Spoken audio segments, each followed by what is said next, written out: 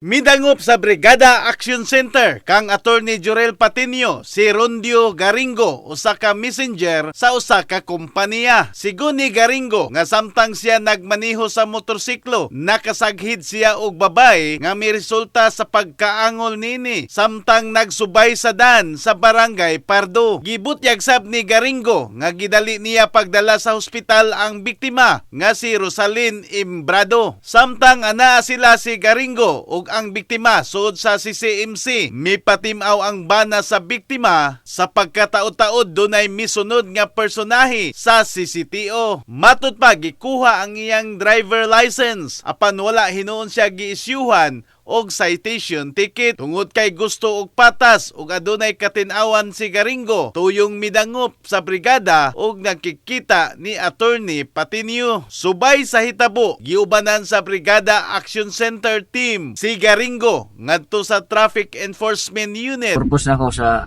niadto brigada para ma-release adto ako ang lisensya niya makatrabaho na pud ko.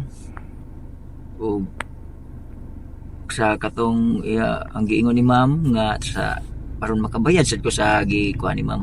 Human nasuta nga na-turn over sa CCTO ang lisensya ni Garingo sa buhatan sa TIO sa Cebu City Police Office. Kabrigada, atong sayran ang dugang kalambuan sa maong issue at tangi sa tulumanong Brigada Bagsakan. In the heart of changing lives, ako si Brigada Alan Tangkawan sa 90.7 Brigada News FM Cebu, the Music and News Authority.